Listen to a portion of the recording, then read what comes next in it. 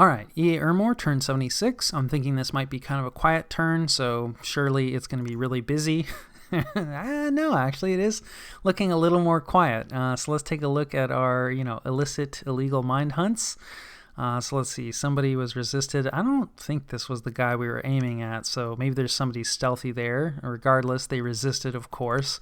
And yeah, okay, so maybe it was the only guy, but he resisted both times, so whoever he was, he survived. We're bringing in some of our summons. We get, Alteration 9, which we're very happy about. Now we're getting hit by arrows from Russ. Let's see, this is our raiding group. Oh, right, I forgot about that raiding group. Yeah, we're trying to raid back. We've looked at it before. It's a medium investment. I'm pretty worried about it, and clearly Russ is planning on eliminating it. Well, I mean, I don't know. We'll see. Maybe he's just trying to weaken it, but I think often the way he's been doing it is, he's been hitting stuff with magic attacks and then hitting it in the regular phase, right? So he weakens it and then he hits it. So yeah, and then let's see. Somebody's getting seduced. Ooh, okay. Just spoiled it. Yeah, this is that same group. Let's see what this. I'm really surprised this guy managed. This is one of our magic duelers, I think, and I don't know how. Oh, she was set to retreat. I think that's got to be it, because we didn't do anything, right? Yeah, she just turns around. Oh, she's got a lot of gear too. Classic. I make this mistake all the time. If you've watched this channel for any length, so my heart goes out to Russ, kind of. But we're glad that, we're not going to get hit with that anymore. And then let's see, this is probably, okay, no, this is our army moving out. So yeah, let's see. Yeah, it's just province defense. Okay. So Russ didn't, he actually can't magic phase anything in because it's on top of his fort. So we were freezing some of our bodyguards, but we've talked about that. We lose a couple long dead horsemen. They don't have a lot of HP, so, especially when you have them out front like that, you do tend to bleed them out even against, just province defense. And then we get raided. That's unfortunate. Just a Jade Maiden. Was some swarm raiding, it looks like. Yeah, it's kind of valuable province too. Probably should have put more province defense here, but we don't have a ton of money. So yeah, this is definitely gonna work out against just two barbarians and their centurion buddy. So some very cool, budget rating. Very cool. Swarm rating.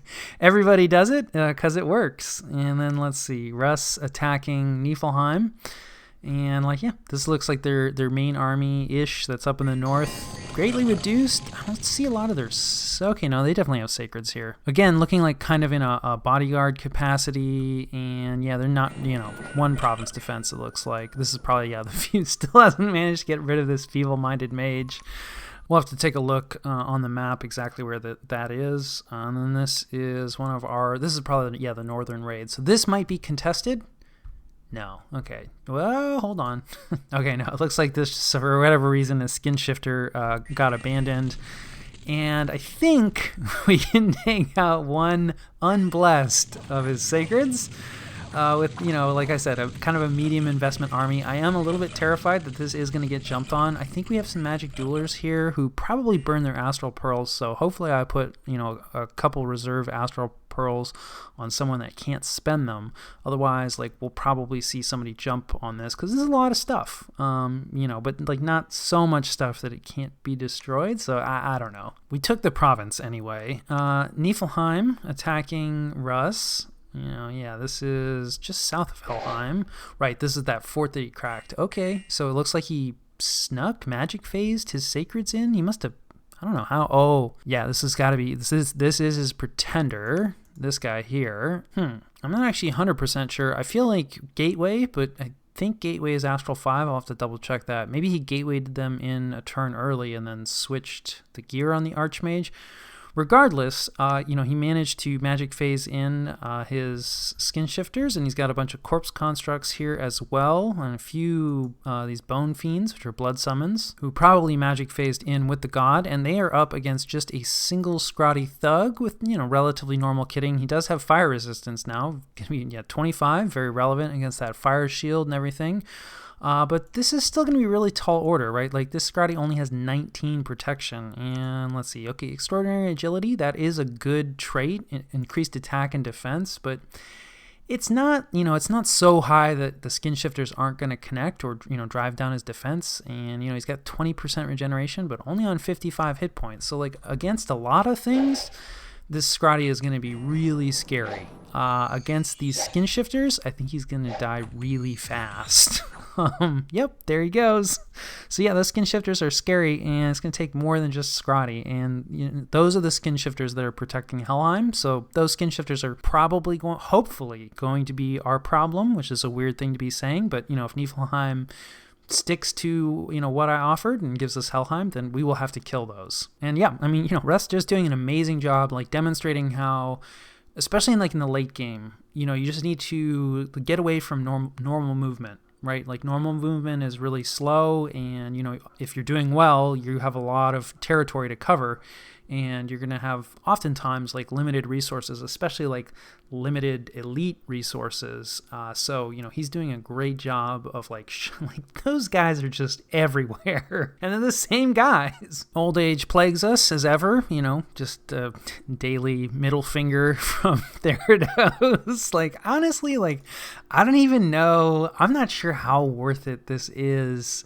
In a game this big, especially with Niflheim, and I don't know, is this really helping Theranos all that much, or is it just making the rest of us, hate life and him? I honestly don't know, but it's really gotten to the point where it's I just don't even really care about this. It doesn't bother me. It's kind of yeah, okay, my old human mages were already not great, and now they die of disease even faster than they normally would, but so what? It's the late game, they're going to die from murdering winter anyway. They need to turn into white mages to be at all usable. So I'm not even really sure how useful this is. I suppose eventually it will become crippling because it is killing off province population. We should take a look at where our capital population is and see how much is growth 3 offsetting that loss. So maybe in the really, really long term, it's going to work out.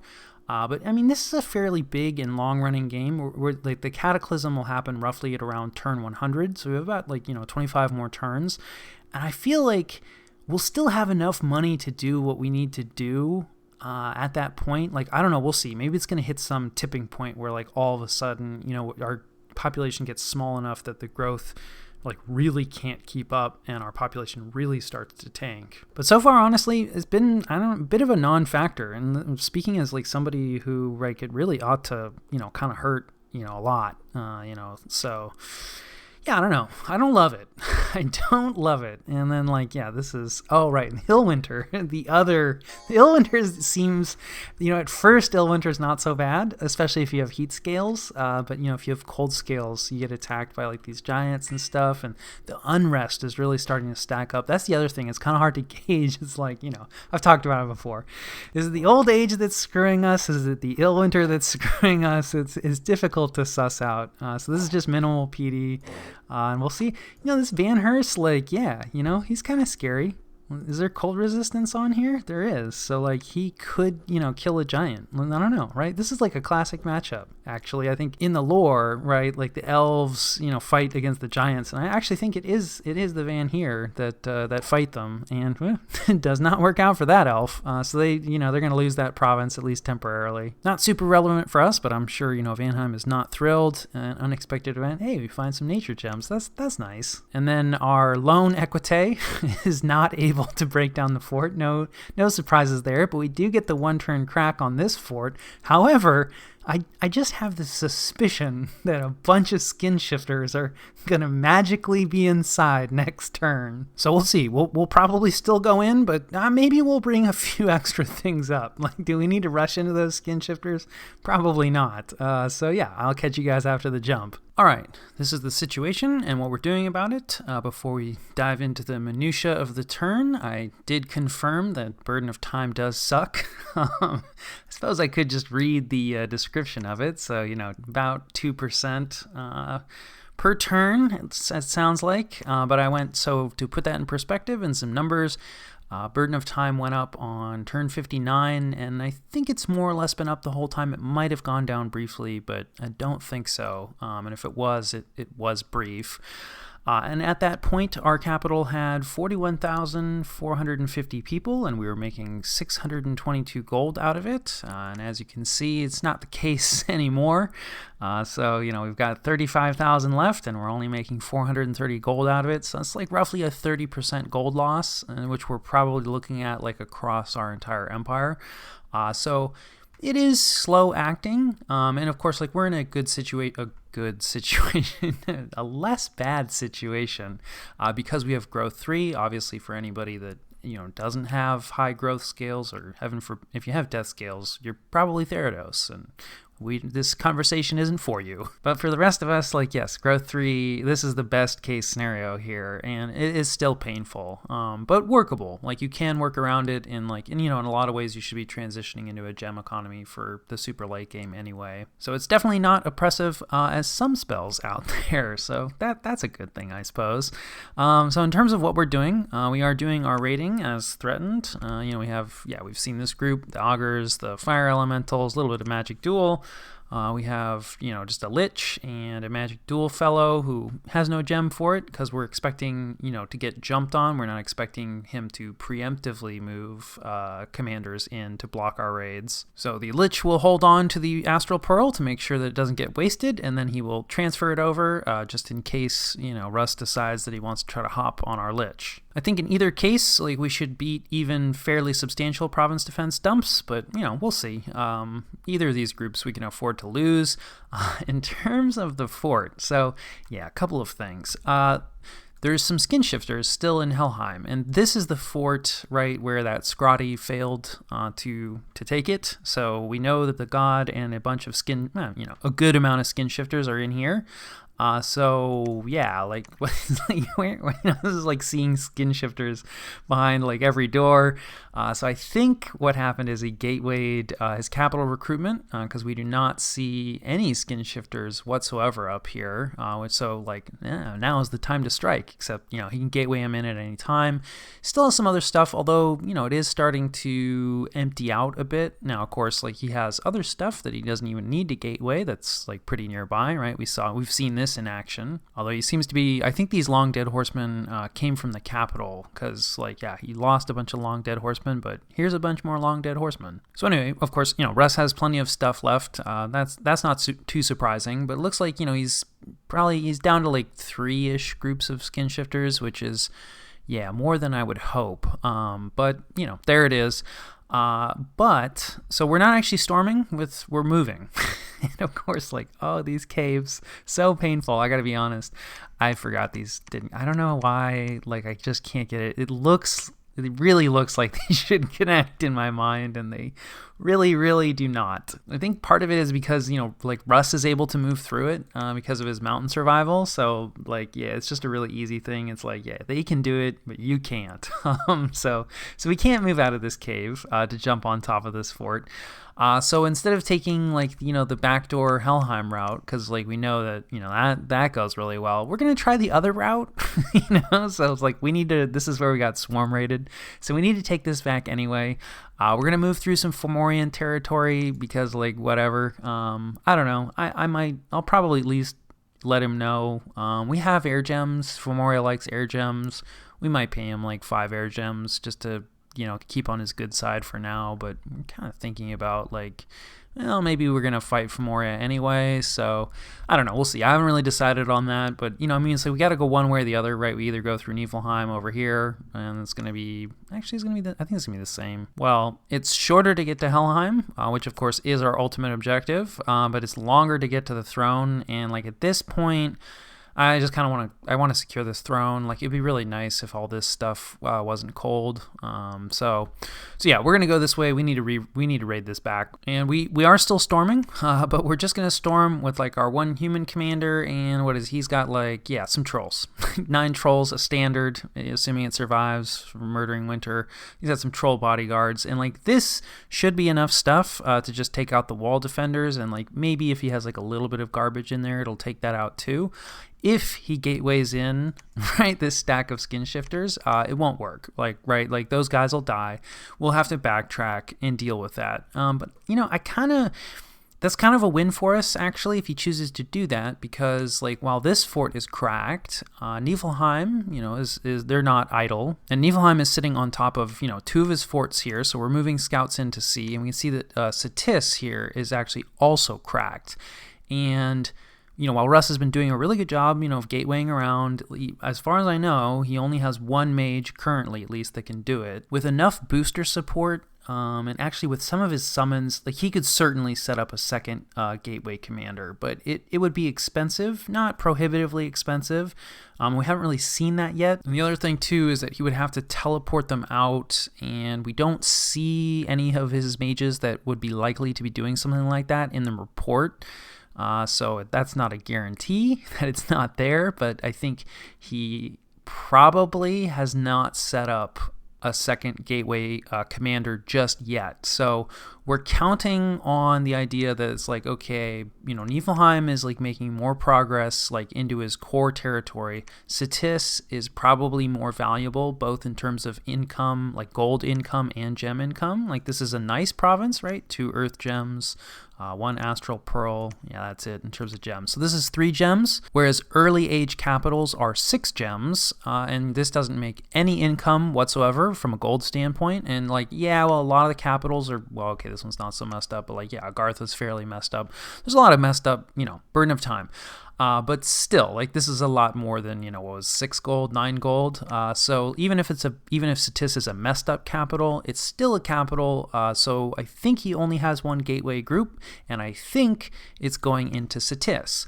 And if I'm wrong on those thoughts, he's just going to help us with our upkeep problem, right? And he wastes I think it's 10 astral pearls to gateway, right? So it's like, congratulations, like you just spent, a turn, you lose a capital, you gateway in, and all you do is kill a couple trolls. So I'm totally okay with that, and I'm also okay with taking an empty fort with just a few trolls. And it's not impossible. The trolls bounce. Sea trolls are not great, and we're giving them absolutely no support, but I have high hopes for them. And of course, if I'm wrong about all this and he does gateway in, it's an easy backtrack for us. We're actually bringing up some fellows who do have mountain survival, right? So like these other trolls, regular trolls, not sea trolls, they actually have mountain survival. So this group will actually be able to move through this stupid mountain pass. They'll actually be able to jump on top of this fort like before our armies like really even moved up and arrived. Now there's a decent chance, right, that he takes this Skinshifter group and knocks us off the throne here, right? Because he can move through these mountain passes, or like maybe he wants to take this back from Niflheim first and then knock us off. So like, yeah, of course we're gonna have to fight some Skinshifters at some point. I just don't think we need to waste a turn fighting them here, because I don't think they're going to show. But like I said, if they do show, we'll just move the army back, and it's going to have, even extra support here. And then that extra support will join us on top of this throne to help us deal with, whatever Skinshifters do show up. So that covers it more or less, I think, for the war plans. We are kind of moving some troops over more towards the Fomorian border, just in case Fomoria really gets upset about us moving through his territory. So we still have like some legionary infantry in place here. We're moving this raiding group back, right? Because we don't want to draw Russ's ire in our direction. We would prefer this stuff, to go deal with like Niflheim problems. So hopefully we can, this is pre-war borders, and like we get an astral pearl out of this. Now Russ really likes astral pearls as well, I'm sure, right? Gateway costs astral pearls. It's the late game. Astral is useful for a lot of nations. So there's a good chance that he tries to raid this back, and like we'll probably just like keep contesting this province, but like not really push into it, and like maybe hang out a couple times, right? Defeat raiders. But like, if he moves in like a whole army, like, yeah, we're not going to try to resist that. Until we're deeper and we bring up like capital stuff. Otherwise, like a little bit of limited forging, water bracelet to help with some water forging, and like a little bit more water magic, like Frostfend is going to be a big one for us. I think we have some other forging going on somewhere else. Oh yeah, we're bringing a Lar in here. We're making just some birds. So Call the Wind, not a great spell. We're just casting it on top of the throne here. We would like to get some patrollers. We are starting to get like some unrest in places. We're being helped because we we have order scales, and actually also, it's not usually relevant that much, but Lars just reduce unrest because they're great. So they've been helping like keep unrest down in various places, but like, yeah, Agartha, for instance, which we've only recently grabbed, that has some unrest, Burden of Time and like Illwinter and all that kind of stuff. And I would just like to start getting some patrollers up, some free patrollers that don't cost gold. So we need to use some sort of gems to do that, and we just have a lot of air gems, mostly because it's kind of hard for us to spend them. And the only person that can like really spend them, actually maybe if we get another air commander, I can't remember if Call the Winds, it might just be, it's 2 air, so we don't really have anybody like that other than our pretender. We probably won't do a ton of bird groups. Like the other advantage is we'll probably try to create another Great Eagle group, and the birds that come from Call of the Winds, the commanders, are really nice to be able to fly the Great Eagles around quickly, because if you don't have a really fast flying commander, then like the mobility of the Great Eagles, it's not so useful. In the good news department, we have like full mage recruitment this turn. There are like some augurs mixed in there, like we just have an augur here, 2 of our sacreds. This is mostly like money related, and I kind of going back and forth. I don't know. And like, horticulturalists, like that's fine, but the augur elders, like, I don't know. We'll see. They are really vulnerable, and like especially the guys that get fire. I don't know. We'll see. I know Banefire is a very effective evocation, and I think Banefire is probably going to be the main advantage that like white mages are going to give us over liches, right? Other than the fact that we can have more white mages. So we probably will avoid twice spawning any fire focused augurs, because fire magic is just a lot less useful with like the kind of the blesses that we're up against, and since we live on an ice ball now, and I was looking at the death guys, and it's like, okay, the death guys are useful, but they're death 3, and it's like, well, the liches are just higher death, so why not just get more liches? But Banefire is a really useful spell, so we might twice born some of the death randoms that we get for the Augur Elders. And then the air guys are really kind of what we're looking for, so we can get like Wind of Death and Wailing Winds. I think Wind of Death is not going to be like that useful in a lot of contexts, because that's also a magic resistance check, which of course, like, it's part of the problem is our current foes, or, well, Niflheim is not a current foe, but probably will be soon. Like they defend against that pretty well. That said, if we do go up against some of these other people, maybe they're not operating in quite the same hellscape we are, and they're not quite as ready. Fumoria seems pretty competent. Like I think it's mostly competent players left. So yeah, we'll see how effective Wind of Death is. But Wailing Winds is like always a nice thing to have. So we probably will twice born the air randoms for our Augur Elders. But I am starting to question the wisdom of that. As you can tell, I'm going back and forth. Like the other question really is, it's like, okay, well, if we're not spending our money to get augurs, and we're not spending our money to get Augur Elders, like that, those are our mages. So, I don't know. So yeah, we'll probably continue to get both, because like those are our options for things to be doing with our money. And then let's see, research wise, we're working on Conjuration 7, which will give us, that'd be kind of nice. What will this give us? Right. I think the main thing we're looking at here is like Ivy Kings, right? To give us like a fairly high path nature caster that's not going to have to rely on communions, that's on a decently survivable chassis. So that we can start to shift our Lars. We can basically offload our nature tasks onto the Ivy Kings, and then that means like fewer Lars that we have to gear out, because Lars are more survivable but still not super survivable. And then the Lars can start to do like water magic and earth magic, right? Because we don't have to use them for the nature magic. Otherwise, this is like mostly garbage. I don't know. The living spells, they summon in a lot of elementals, but of course, mostly what we can do is fire elementals. And like these are really effective if you have a really high level caster, because you get extra effects for the higher level the caster is, which means they can be really, really effective with communions. But of course, like we can't really deploy communions anymore, so probably just better off summoning regular elementals. So oftentimes these living spells are quite effective, but I think in this case not so much so. Wraith Lords are always classic, but they're even more expensive than liches, and I'm not sure they're going to be that much more useful. Like they'll carry swords, like great swords of sharpness, pretty well, but at 40 death gems, like a pop, and with all the other uses we have for death gems, like I don't think these are our sword carriers. So we're pretty much just looking at Ivy Kings here. So maybe a questionable research goal. And then speaking of questionable, let's see, evocations 7 and 8.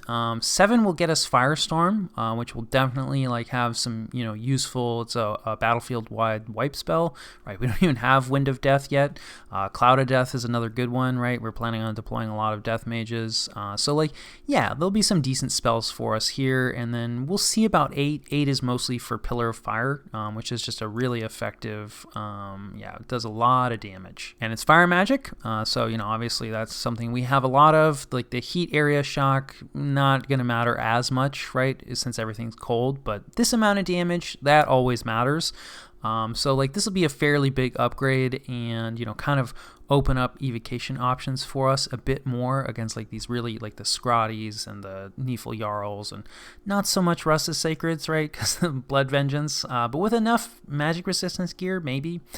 So anyway, that's kind of the thinking with the research right now. Always subject to change, of course. Like, you know, this is usually the point in the game where it's like you probably should already be trying to get into blood magic or be in blood magic. We don't really have like an easy way into that. We're not really, you know, this build is not set up for that. We do have blood on the Pretender, but like blood hunting with our Pretender, good uses of a Pretender, like definitely, you know, when I started playing and really even up to this point, I have mostly been looking at Pretenders as like a vehicle for scales and the bless that I want, and I don't really do a great job of like actually using them for things. Now, I mean, don't get me wrong, like this guy was set up so that we could hit a few spells that are useful, right? Like we were able to cast Eternal Pyre with him, and like, you know, that wasn't an accident. So it's not like there was no planning that went into this guy, but I do think that's sort of a weakness of my builds in general, and something that I have gotten better at, but, you know, we're looking at a fairly old build here. And yeah, definitely getting into blood is like not really so much in the plan or the cards.